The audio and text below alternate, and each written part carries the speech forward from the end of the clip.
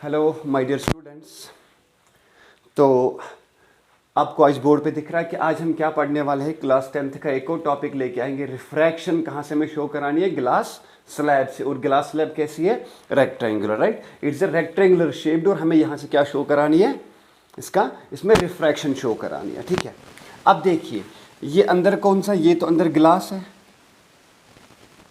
ठीक, ये ग्लास, ठीक। और बाहर क्या है? बाहर एक एयर है, ठीक। अगर ये एयर है तो हम क्या मानेंगे? इसका रिफ्रैक्टिव इंडेक्स क्या है? Mu a is the refractive index of air, और इधर mu g is the refractive index of glass, ठीक। अब ये कौन सा मीडियम हुआ? इट्स डेंजर मीडियम, क्योंकि इसका रिफ्रैक्टिव इंडेक्स ज़्यादा होगा एज कम्पेयर टू एयर। और ये क्या हो गया? R m, that is rarer medium, ठीक। तो हमें क्या करना, अब यहाँ पे रिफ्रैक्शन हमें शो करानी है, ठीक है। ये एक ग्लास स्लैब हुआ, इसका रिफ्रैक्टिव इंडेक्स म्यू जी हमने माना और इसका रिफ्रैक्टिव इंडेक्स क्या माना हमने? इस वाले का, एयर का, म्यू ए रिफ्रैक्टिव इंडेक्स, ठीक है। ये डेंजर मीडियम और ये वाला रेयरर मीडियम, ठीक है। देखिए आप एक रे ऑफ लाइट यहाँ पे लेके आएंगे, ये एक रे of light and this is I R incident ray, ठीक। ये रे ए बी हम इसको मानते हैं, ए बी रे दैट इज इंसिडेंट, और द ग्लास इसको नाम देते हैं P Q R and S, ठीक है। तो ये पी क्यू के ऊपर क्या हुई? इंसिडेंट, ये जो पॉइंट बी है, राइट, यहाँ पे इंसिडेंट हुई। यहाँ पे हम क्या करेंगे? एक नॉर्मल, पहले हमारा काम होता हमेशा क्या है? एक नॉर्मल बनाना। तो ये एक नॉर्मल हुआ, एन डैश एक नॉर्मल हुआ, ठीक है। और ये वाला एंगल कौन सा एंगल है? दिस इज एंगल आई, ठीक। अब देखो यहाँ से ये जो रे ऑफ लाइट है, अगर ये गिलास बीच में ना होता, अगर ये गिलास स्लैब बीच में ना होती तो ये रे ऑफ लाइट सीधे ऐसे चली जाती है ना। तो रे ऑफ लाइट कैसे जाती? सीधे सीधे ऐसे चली जाती है। अगर ये गिलास स्लैब बीच में ना होती तो रे ऑफ लाइट ऐसे चली जाती, ठीक। अब क्या हुआ? अब बीच में ग्लास स्लैब है, जब रे ऑफ लाइट इधर पड़ी, अब हमें पता है कि रे कहाँ से आ रही है? रेयरर मीडियम से लेकर डेंजर मीडियम तक हमें पता है। जब भी light, ray of light rarer से डेंजर आती है, it bends towards the normal. तो ये लाइट कहाँ बेंड करेगी? ये नॉर्मल की तरफ इस तरीके से बेंड करेगी। देखिए इधर थोड़ा सा, ये कुछ इस तरीके से बेंड करेगी, ठीक है, टुवर्ड्स द नॉर्मल। अब ये एंगल यहाँ पे क्या हुआ? This is angle r, angle of refraction, ठीक। अब देखिए, अब ये जो रे ऑफ लाइट है एस आर पे आ गई। अब एस आर से कहाँ निकलना है? इसको बाहर। पहले एयर से ग्लास में आई, अब ग्लास से एयर में जाने वाली है। तो इधर क्या होगा? इधर भी एक नॉर्मल हम क्रिएट करेंगे। देखिए यहाँ पे भी एक नॉर्मल, इसको नाम देते हैं एम डैश, ये एक नॉर्मल, ठीक। अब ये वाला एंगल क्या होगा? अब सुनिए ध्यान से, अगर आप देखोगे इधर ये दो एंगल्स क्या है? Alternative interior angles. तो अगर ये आर तो ये भी कितना होगा? आर ही होगा। बात समझ आई? अगर ये आर तो ये भी आर ही होगा, ठीक। अब यहाँ से रे ऑफ लाइट क्या करने वाली है? जब ये पहले कहाँ आई थी? रेयरर से denser medium, bends towards the normal. देखो लाइट तो ऐसे जाना चाहती बट ये ऐसे बेंड हुई।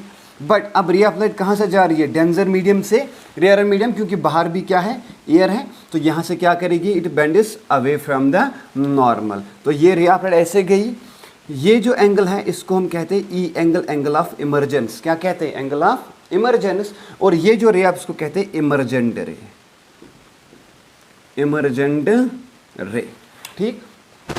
जिस पॉइंट ये पड़ी इसको बोलते हैं, ये पॉइंट डी के नाम से इसको जानेंगे। ये पॉइंट डी हम यहाँ पे लिखेंगे, ये पॉइंट डी, राइट। और इसको हम नाम यहाँ पे देंगे डी एफ। तो D F is what? D F is an emergent ray, ठीक। A B is an incident ray and this B D is actually a refracted ray, है कि नहीं? ये रिफ्रैक्शन का हुआ अंदर से, बट ये जो बी डी है ये क्या बन गई? ये सरफेस के लिए, एस आर के लिए ये बन गई इसके लिए इंसिडेंट रे, ठीक।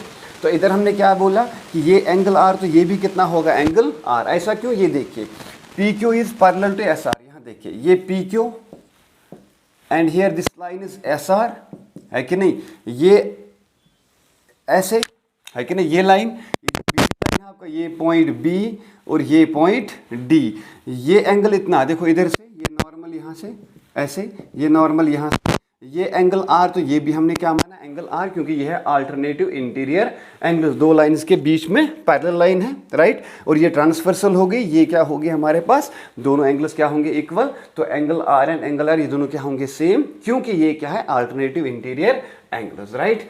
तो इधर ये जो चीज़ें हमने यहाँ पढ़ी, हमने क्या बोला कि पहले एक incident ray I, A B incident ray, किस पे इंसिडेंट हुई, ग्लास स्लैब जो है इसके पीक्यू सरफेस के ऊपर, राइट। जैसे इसमें पड़ी, तो अब लाइट कहाँ से आएगी, रेयरर मीडियम से, denser medium, it bends towards the normal, right. फिर जो बाद में जब रे ऑफ लाइट गई वो डेंसर मीडियम से rarer medium, it bends away from the normal, right. देखिए यहाँ कुछ डिस्टेंस आपको दिखाई देगा इधर, ये डिस्टेंस, राइट। इसको हम एक्स अभी डिनोट करते हैं, बाद में बोलते हैं इसको क्या बोलेंगे, ठीक है। अब देखिए इतनी चीज़ें जो हमें दिखाई दी यहाँ पे, तो हम क्या बोलेंगे, ये जो हमारे पास एंगल, कौन सा angle, A B N dash जो है, A B N dash, A B N dash, ये एक्चुअली क्या है एंगल आई, ठीक। जो एंगल कौन सा है एन बी डी, ये जो एंगल एन बी डी है, this equal to angle r and this is equal to what, कौन सा एंगल के बराबर है, देखिए ये वाला एंगल, ये जो एंगल कौन सा, M dash D B, M dash D B, ये दोनों एंगल्स क्या है अल्टरनेटिव इंटीरियर एंगल्स, तो ये दोनों एंगल क्या है सेम। अब ये जो एम डी एफ है, ये जो एम डी एफ है angle, that is actually what, E angle, angle of emergence, इसको कहते हैं angle of emergence, this is angle of emergence,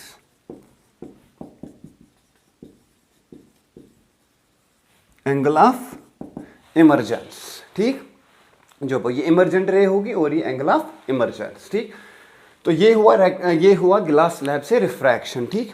अब देखिए ध्यान से, अगर मैं इसमें लॉज ऑफ रिफ्रैक्शन अगर इसमें अप्लाई करेंगे तो क्या हम इधर इसको मिटा दूं, ठीक है, इसको मिटा दें, चलो इसका इसे रहने दो अभी। देखिए मैं अगर इधर लॉज ऑफ रिफ्रैक्शन एप्लीकेबल तो क्या बनेगा, देखिए हमें पता है कि sine i divide by sine of r is equal to mu two 1, Snell's law के तौर से, refractive index of second medium with respect to first medium.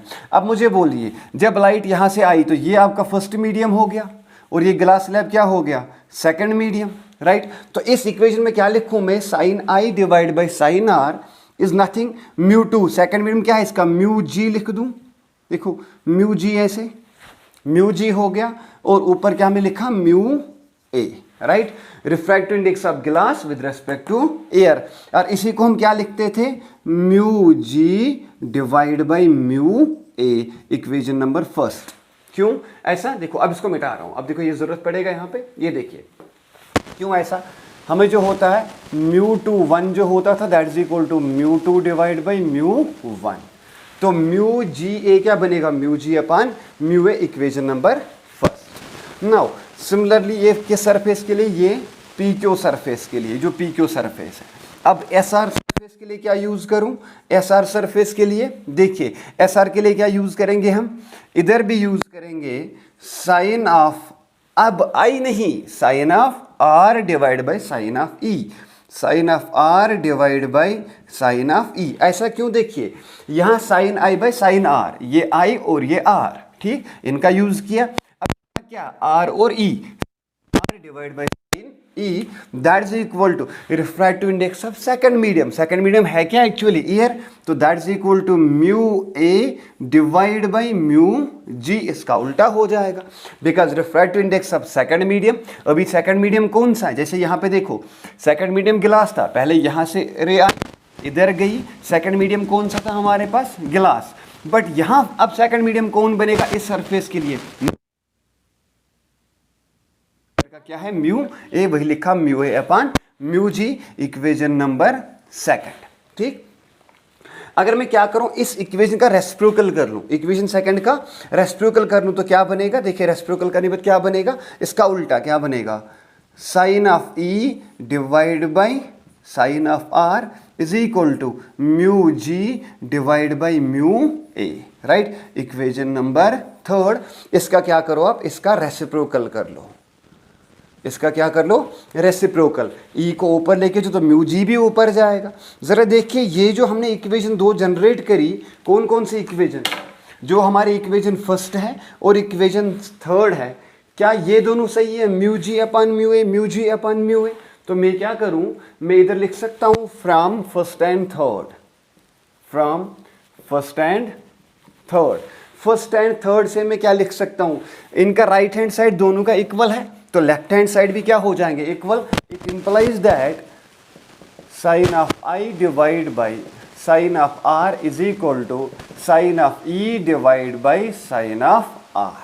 ठीक, तो अभी हमने क्या प्रूफ किया कि ये एंगल आर और एंगल आर दोनों क्या है, सेम। तो ये दोनों सेम, तो ये क्या कैंसल, तो यहाँ से क्या मिल जाएगा, sine of i is equal to sine of e, angle of incidence is equal to angle of emergence, right. इसका मतलब angle i is equal to angle e. बात समझ आई। तो हमने क्या किया, सुनो, हमने पीक्यू सरफेस के लिए, ये जो पीक्यू सरफेस है इसमें हमने क्या लगाया, Snell's law, sine i by sine r.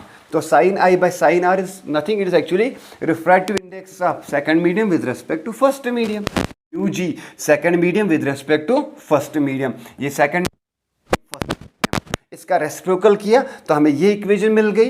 तो फिर मैंने बोला इक्वेशन फर्स्ट और थर्ड को कंपैरिजन कर लो, from first and third, sine i by sine r is equal to sine e by sine r, r से आर कैंसल, तो sine i is equal to sine e. इसका मतलब है it implies that angle i is equal to angle e, angle of incidence is equal to angle of emergence, right. तो ये है refraction कहाँ, glass slab से। बात समझ आई आपको, ये है पूरा कहानी। अब देखते हैं ये जो x से x को हमने क्या नाम दिया, इसको मिटा दूं, इसको मिटा दूं, शाबाश।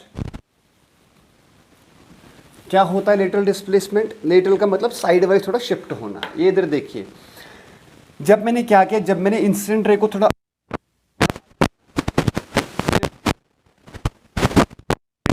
डिस्प्लेसमेंट, तो ये पैरेलल लाइंस लग रही है, देखो ये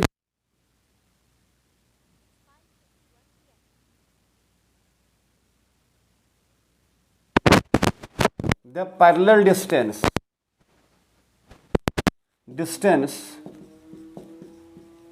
between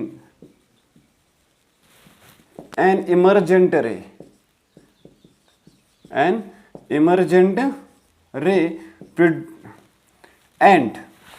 between emergent and what, and incident ray. IR is incident ray produced when produced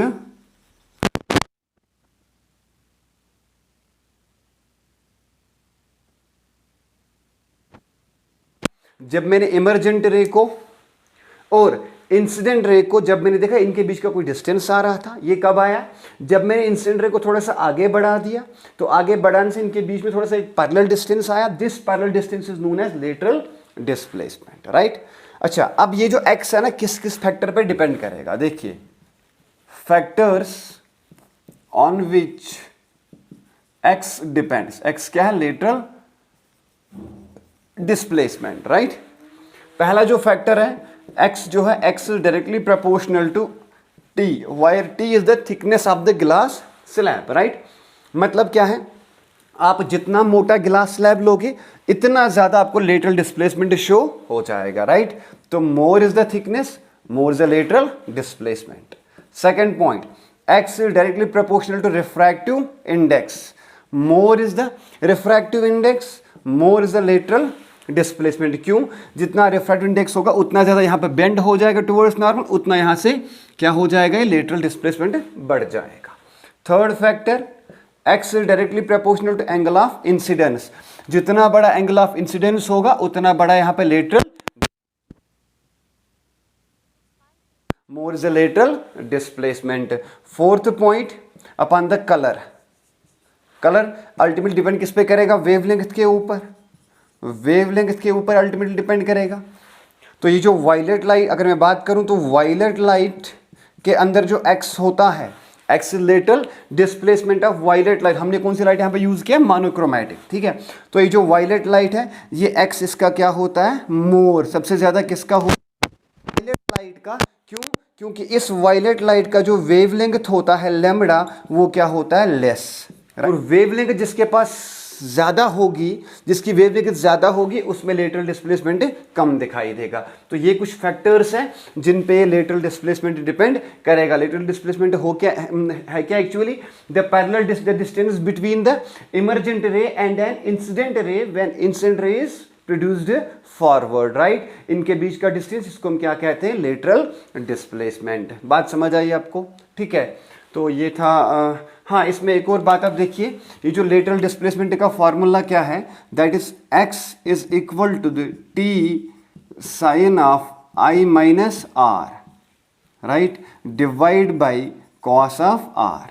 ठीक है, ये इसका फॉर्मूला भी है, t sine i minus r divide by cos r, why t is the thickness of the glass slab, I is the angle of incidence and R is the angle of refraction। ठीक है मेरे जगह, तो आप इसको पढ़िएगा। अगर किसी को कोई डाउट होगा वो मुझे पूछेगा कमेंट सेक्शन में।